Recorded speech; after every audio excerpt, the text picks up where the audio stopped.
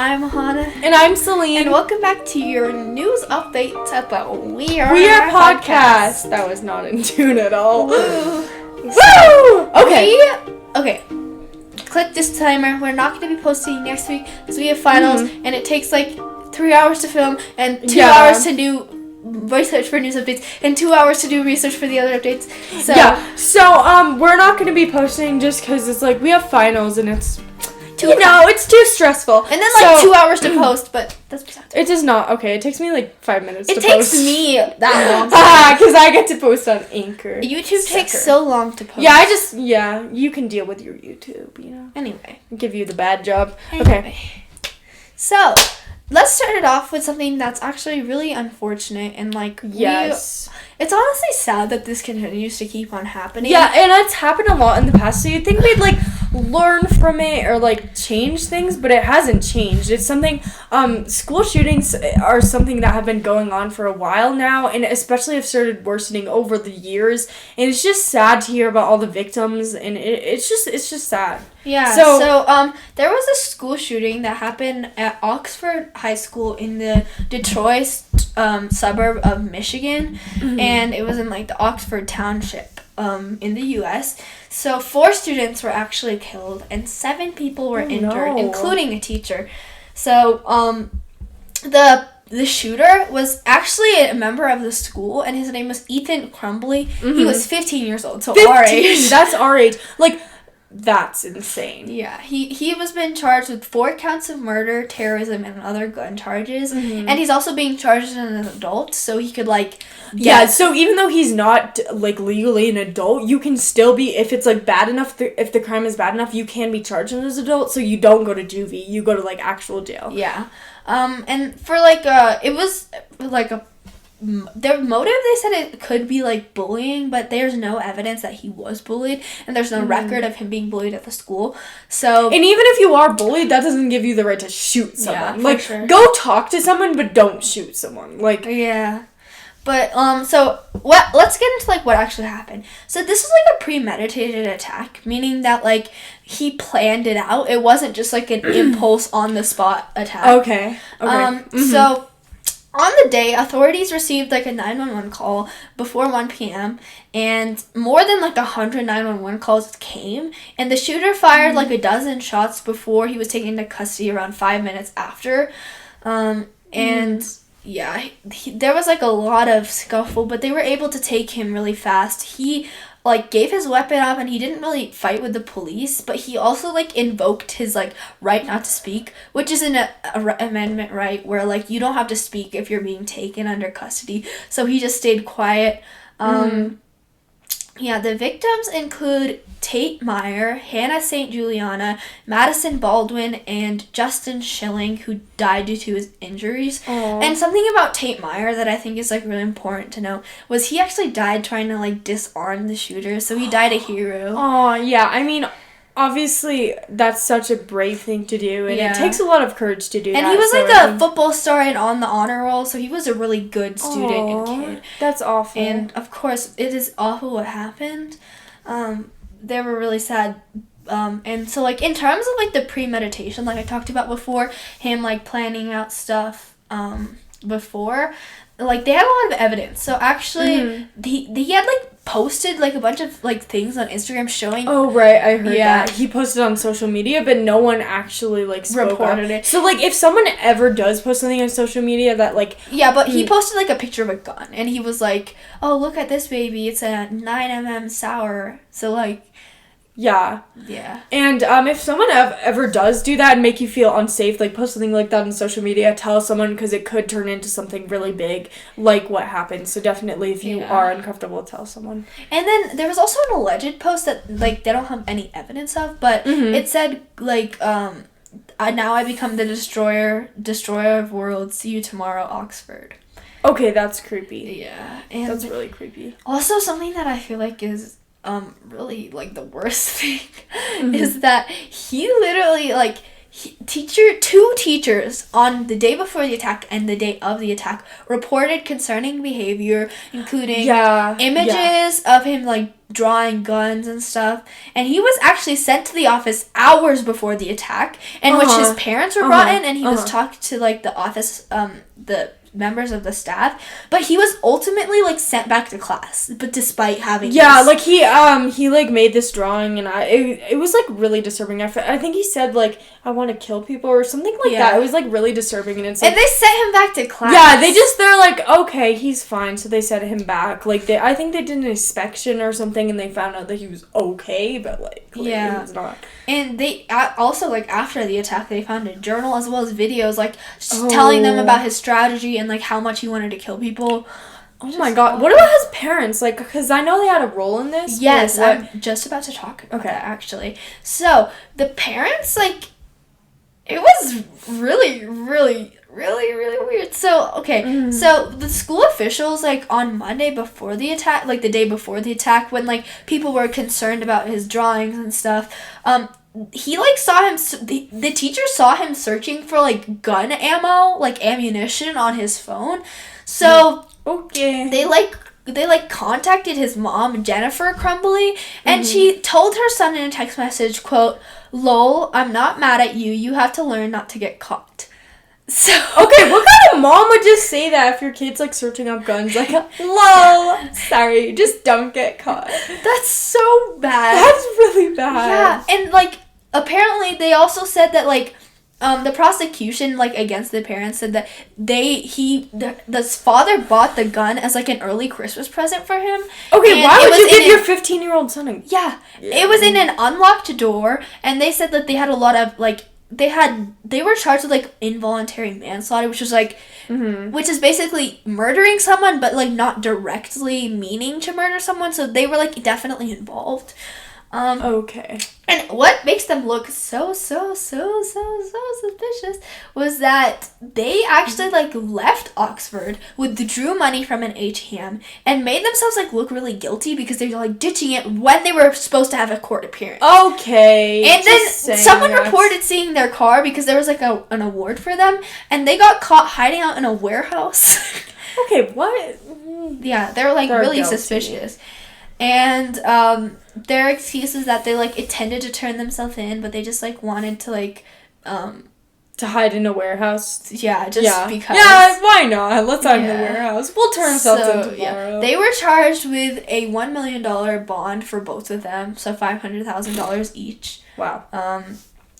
The shooter is being charged like very badly too, which is good because it's really sad to see that schools, even being, like, warned by teachers that their kid is showing bad behavior, they let them go back to class. He should have gone straight to therapy. I think he should have gone to, like, he needs help. He should have gone straight. He shouldn't even be at school. If someone is drawing guns and saying how much they want to kill people, he should not be sent back to class. Yeah, and if you are searching for guns during class, like, and also his parents, too, like, I think they definitely had a part in that. Well, maybe not, like, they didn't plan it, but, like, they kind of, like, let him do it. Like, if they're like, oh, yeah, lol, like, nah, that's not funny that your 15-year-old child is looking up guns. Yeah, sorry, I don't think that's a good idea. That was a long one, but very important. And all of our condolences to Michigan and all the families. It's a really, really sad thing. You know, school shootings happen way more than they should. And no matter what your views are on guns, like, there's no way you could defend school shootings. Yeah. Like, there's no... Because there should be a way that they should be more secure in getting guns and, like, making sure that they don't get in the school. So. Yeah, absolutely. Okay. So our next update is about LeBron James. As we all know, he's a basketball player, right? How do you not know this? He is. I knew that. Of course I did. I don't follow sports. Oh, how do you not know? Okay, but that's LeBron James. He's like the most famous basketball player. I said basketball. You concern me. I don't know why I'm friends with you. No, I'm joking. Actually, am I? Are you though? So LeBron James was cleared to play after a false positive COVID test. So LeBron James was really unhappy with how his recent COVID, handling, the tests were handled by the NBA. So he was forced to enter the NBA's health and safety protocols after receiving a positive COVID test.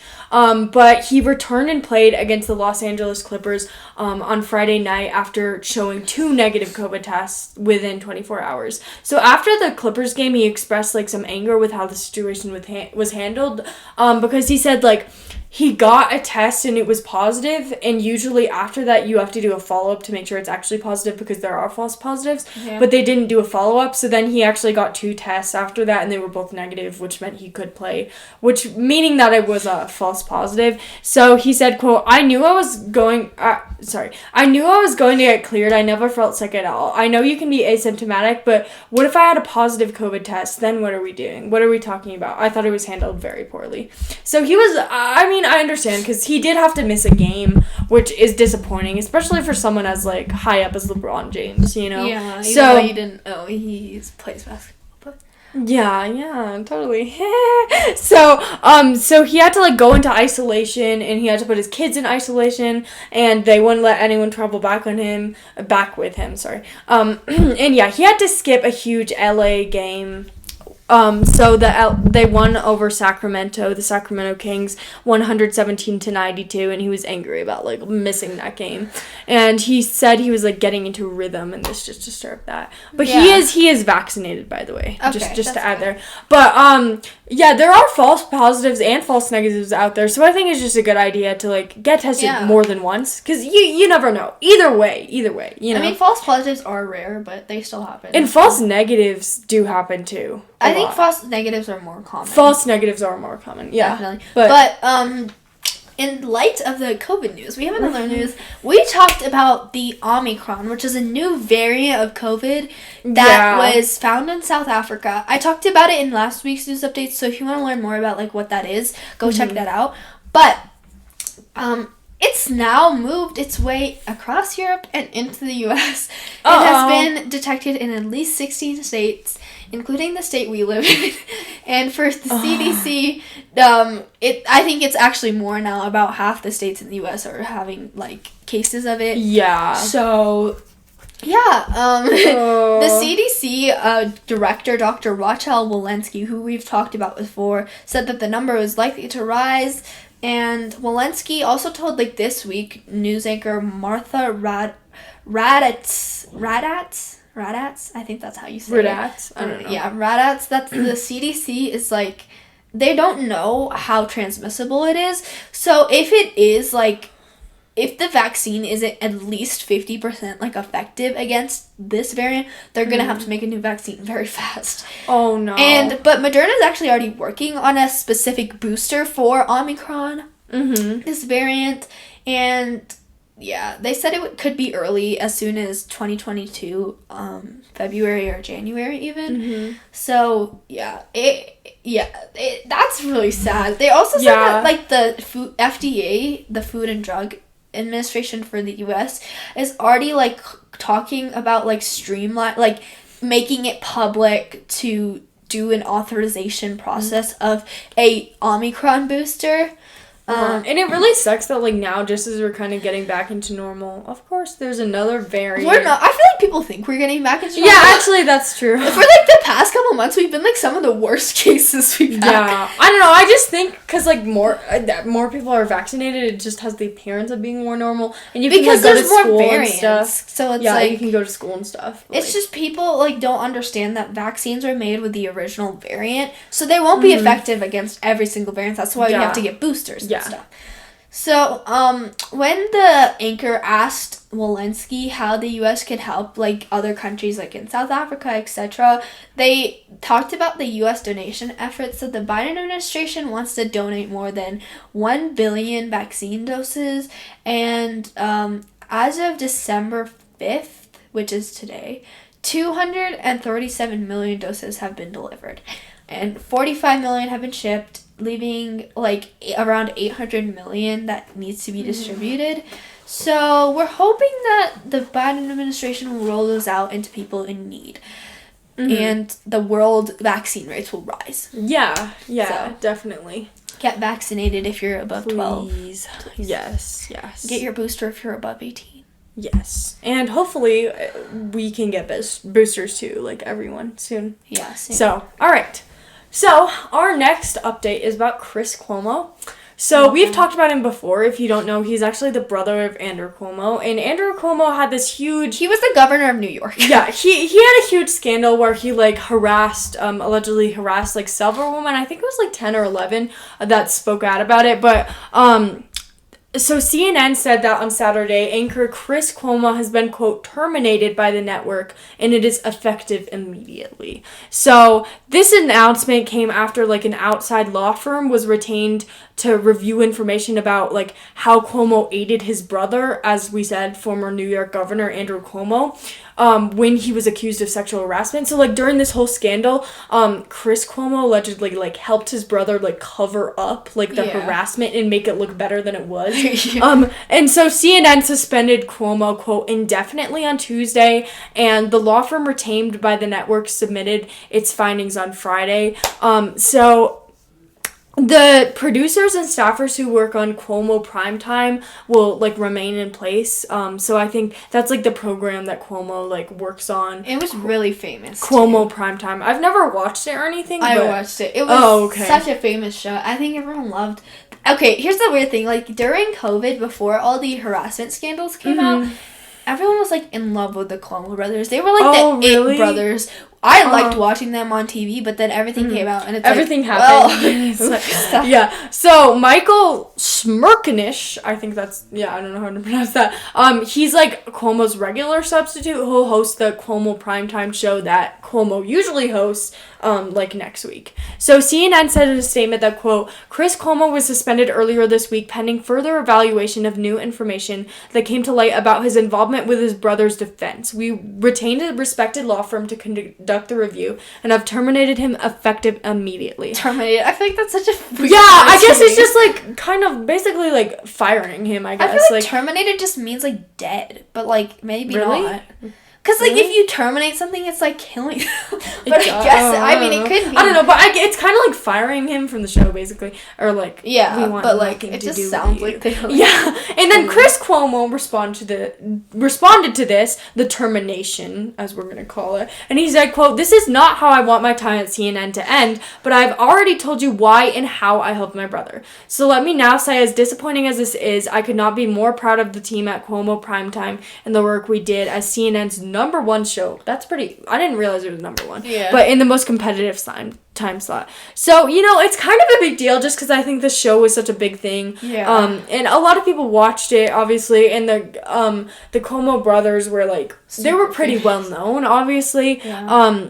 But, you know, apparently he helps his brother, like... cover it up in like there were a lot of allegations against his brother, so you know. And so I think something like, just to wrap it up, that's so funny to me is that like they were like CNN did an article about how CNN fired so like what I found the information off of is from like an article from CNN, and the article is literally titled CNN fires Chris Cuomo. And then they talk in third person. They're like CNN said Saturday that like you are CNN. like just be like we said Saturday. Like it is the weirdest thing. It's so funny. I feel like I've never heard of like a business talking about how they fired their own employees. Yeah! Because, I mean, it's important, so you gotta make an update about that. But, like, in a third-person article. Right, like, CNN said that. Okay, you do you, CNN. You do you. You do. Anyway. Alright. Let's talk about Meghan Markle. So, Meghan Markle is the Duchess of Sussex, which is like a province... Not a province. Like a... Is it a province? Yeah, province. I don't know. Province. It's a place in England. Sure. Yeah. And she is Prince Harry's wife, who is like a part of the royal family. Mm-hmm. She used to be an actor and in a famous show. I think it was called Suits or something. I forget. But she was an actress in that famous show. Oh, okay. And she married Prince Harry, I believe, in 2018 or 17. I don't know. Or Don't 2016. ask me. I don't know. One of the 2010s. I remembered watching it on TV, and everyone loved her. But she just said that, like, the pressure of being in the royal family and the way that they were treated was too much for her. So eventually she just exited the royal family with her husband, Harry, and they're now 2 children. And, like, she actually did an interview with Oprah where she talked about, like, the that was a really interesting interview. Yeah, we both watched it. And there was some racial stuff, like, discrimination happening. So it was just too much for her to handle, of course, because it's awful what happened. And yeah, I mean, I understand. Like, I watched this documentary about, well, it wasn't a documentary. It's called, like, The Crown, and it was about, like, the royal family. And it's, like, it's kind of hard to be in the royal family. Yeah, like, obviously. they did not treat Diana very well, like, when she was... Yeah, and then Meghan was obviously compared to Diana and treated similar. Especially the racism is insane. Yeah. But... So, along with this, like, one of the leading reasons that she left the royal family was all of, like, the false information, which was fueled by tabloids. And tabloids are basically, like, magazines. They're, like, gossip magazines. And they have, like, all the rumors of all the celebrities and all the royal family. And they, like, say really offensive things. Like, they would call people whales if they looked, like, a little bit fatter. They'd make up pregnancy rumors. They'd make up divorce rumors. They're ruthless. They're awful. Okay, ouch, though. Like... So, she actually filed a lawsuit against one of these tabloid companies called The Mail. And she said it violated her privacy because they posted, like, a private letter she wrote to her father, who, like, they now are, like, kind of, like, separated, but they, like, posted that, and she said it was, like, not right. So there was, like, a high court judge that said that it was an invasion of privacy. So there was, like, they went to another, like, appeal court, which is just another court that you go to after, and they kept the decision, saying that it was, quote, manifestly excessive and hence unlawful. So they're just saying that's a violation of her privacy, and therefore it's like she won the lawsuit. So, yeah, it would spare her from doing another trial, and it's really important for Meghan and Harry because they, like, are always arguing with the tabloids, and although it didn't, like, end the bitterness between them and the news media, they said it was a victory. She said, quote, in the nearly 3 years since this began, I've been patient in the face of deception. The courts have held the defendant to account, and my hope is that we all begin to do the same. And Harry, actually, her husband, Prince Harry, has actually filed 2 separate lawsuits against 2 other tabloids over these tabloids are problematic. Yeah, they said that he said that they hacked his cell phone and, like, went. Okay, that's creepy. Yeah, but anyway. Privacy intrusion. Yeah, that's that. That's our first half. All right, so second half we have more about. Wait, what's in our second half? We have, like, reproducing robots. Oh yeah, we got that, and we have other updates. So like, stay tuned. Thank you for listening. Bye.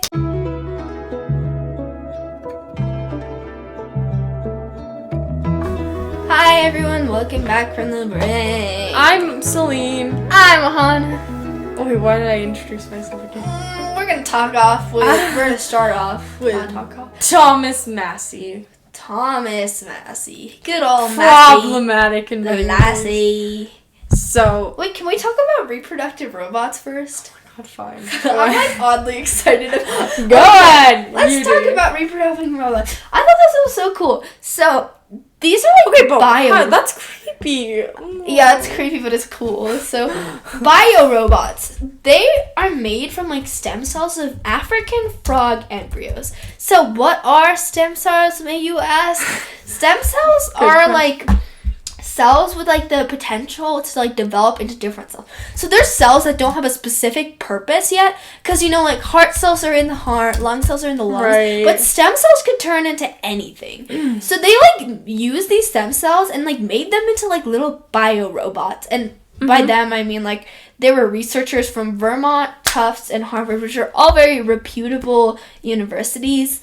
So they made them by, like, taking these stem cells from the frog embryos, and they made them. So, like, stem cells are actually really interesting because they can be, they're, like, proven to, like, they could be used to like potentially cure cancer, potentially help with like regrowth. It's just so cool. Stem cells are insane. That is cool. Because if you have something that has the potential of turning into any type of cell, because it doesn't have a specific purpose. Yeah, so like you can turn it into whatever you need, to be honest.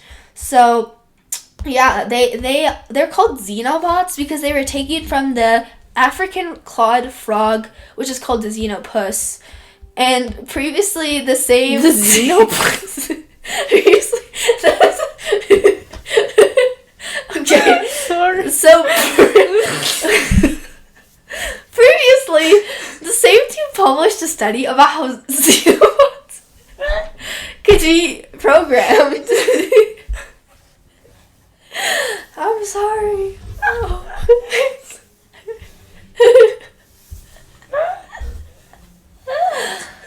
I can't stop. Sorry. Okay, go. Okay. I'm sorry about that. Okay, so they're like Xenobots. So they made a study that's showing like how they could be programmed using AI, like which is artificial intelligence, to like behave a certain way.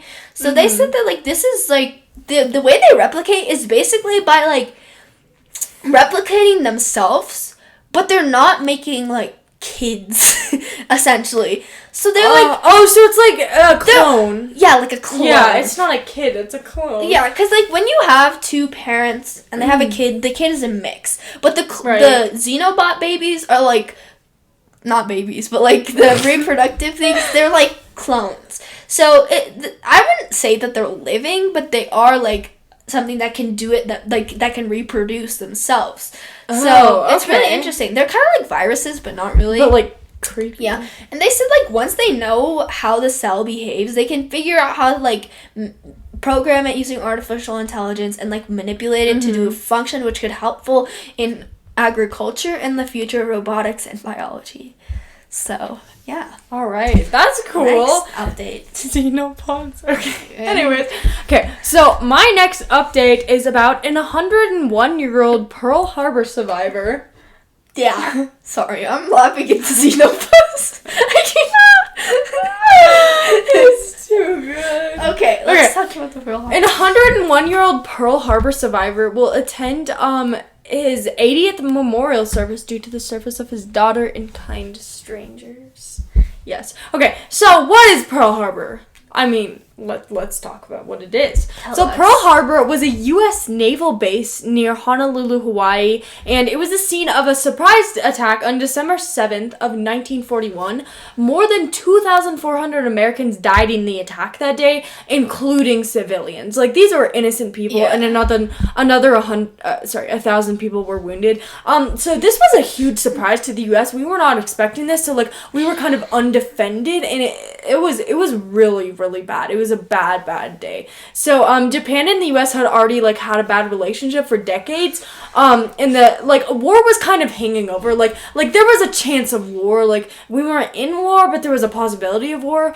So the US was not happy with Japan's hostile behavior towards China because the Japanese government thought that the only way to solve its problems economically and demographically was basically to expand into their neighboring territory and like take over its import market. And because of this, Japan declared war on China in 1937.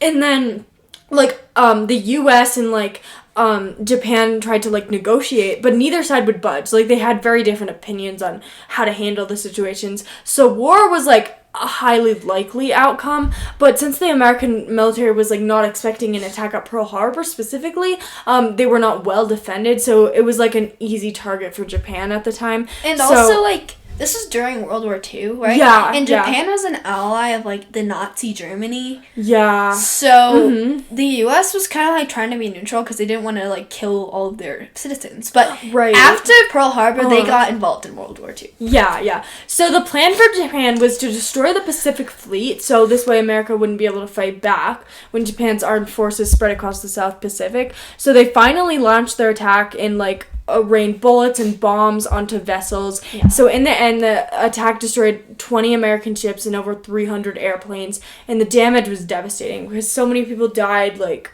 we were hurt, like, a lot in a lot of different ways. So Ike Schaub, who was an 101-year-old Pearl Harbor survivor, said he was docked on a ship when the attack happened. He said, quote, "I don't remember seeing the Arizona get hit, but I remember being at the bow of her ship and a big tower of flame and debris came off of her." It's getting harder to remember these things, but I remember trying not to get killed during the war, like most people. So his daughter Kimberly Heinrichs told CNN she knew her dad needed to attend the event on December 7th, like the memorial, after his social life was like limited due to COVID-19. So he couldn't attend last year. But after a tough year of layoffs and financial struggle, getting him there with the care he needed like wasn't really possible. They didn't have the money for that. So his daughter started a GoFundMe, and after only a week, she raised over $5,000, which is quite a bit. And she said, quote, "The idea that complete strangers donated money even beyond what was needed made me cry. People did something kind when that seems in short supply." And like that's such a kind thing. That kind of rhymed. Yeah, actually though. Yeah. And it's such a kind thing just to like that all these strangers who didn't know him, they didn't have any connections to him nor any obligations, just donated. Yeah, but being in like Pearl Harbor is so admirable. And just, and I think it's he's like 101, so that he's lived a long life. And I think like all these people who have been through very like traumatic like attacks or things, like they have a lot of trauma in their life, but they're still able to like, you know. I actually have another story of someone, like one of my other updates is about someone who passed away, but he had like he served during a war. So we'll talk about that later, but yeah. All right. So next we have another thing that has to do with guns. Sorry that there's so many guns today. Sorry about the guns. But Republican Thomas Massie is condemned for a photo with guns. So the reason, kind of just like up front, you're like, okay, well, if they have legal guns, then it's fine, right? Mm-hmm. But the reason people are so mad is because it was days after the Michigan shooting we talked about earlier. Yeah. So Thomas Massie, which is like a Republican congressman, he was like, people were really mad after he like posted a family Christmas photo of him and his kids with guns on Twitter. So he said, quote, "Merry Christmas, P.S. Santa, bring ammo." So they had like a lot of firearms. They like looked like automatic weapons, and which is kind of, it could, if they were automatic weapons, that could be, like, very illegal, because in the U.S., weapons, like machine guns, are restricted to the military, and so civilians, which are, like, regular citizens who shouldn't have access to them, basically. So they're not allowed to, like, have that unless they have, like, a special license. So that was, like, a lot of controversial. The Democratic representative John Yarmouth condemned him, saying, quote, "I'm old enough to remember Republicans screaming that it was insensitive to try to protect people from a gun violence after a tragedy." Yarmouth tweeted, apparently referring to calls for gun control. So people are just mad because it was days after the Michigan shooting. Yeah, so it seemed like insensitive, sort of. He's also made really controversial tweets before. In August, he, like, posted and deleted a picture that compared, like, vaccine passports to Nazi tattoos on prisoners. Tattooing Jewish prisoners and not letting people travel if they're not vaccinated so other people don't die is, like, completely different. Those are very different. You can't even compare Nazi Germany to, like, anything happening right now. Like, it's, like, so different. And, but... Okay. I just hope that people in the Michigan victims and all the students who were like traumatized are just doing well. Yeah, and I think it's very hard. I think it's hard for the parents too, because they were probably so worried for their kids, you know. And obviously the parents who did lose their kids, that's an awful thing. But okay, ready? Yes. Okay. So is this our last one? This is our last one. Okay. Our last update is what? The microphone. Oh, okay, whatever. I'm holding it. Okay. Yeah. Our last update is about Rob Dole. So Rob Dole passed away at age 98 years old. He was a Republican who served during World War II, and he was well known for his time in the Senate as a majority leader for the Republican Party. So he died on Sunday at 98 years old. his death was announced by the Elizabeth Dole Foundation. So in February, he had announced that he was diagnosed with stage 4 lung cancer and was going into treatment. So, yeah, it's sad. But he had spent actually 35 years in the Senate, and he was his party's longest-serving leader until Mitch McConnell. But he served, yeah. So, as the old soldiers of World War II faded away, he, had been a lieutenant in the Army's storied 10th Mountain Division, and he was wounded very, very badly on a battlefield, and he was basically left for dead. He wasn't sure he would survive, so, but then he, he had such a bad injuries, but, to think that he came from that to, being a senator, and, it's really inspiring. So he devoted himself to, raising money for World War II memorials in Washington, and he spent weekends there welcoming visiting veterans, so that was a big part of, his life, just, you know, recognizing the people who served during wars. So he was National Republican Chairman under President Richard M. Nixon in the early 1970s, actually, and he was running mate to President Gerald R. Ford in 1976. So he had a lot of political experience. He was involved in a lot of different political stuff. Yeah.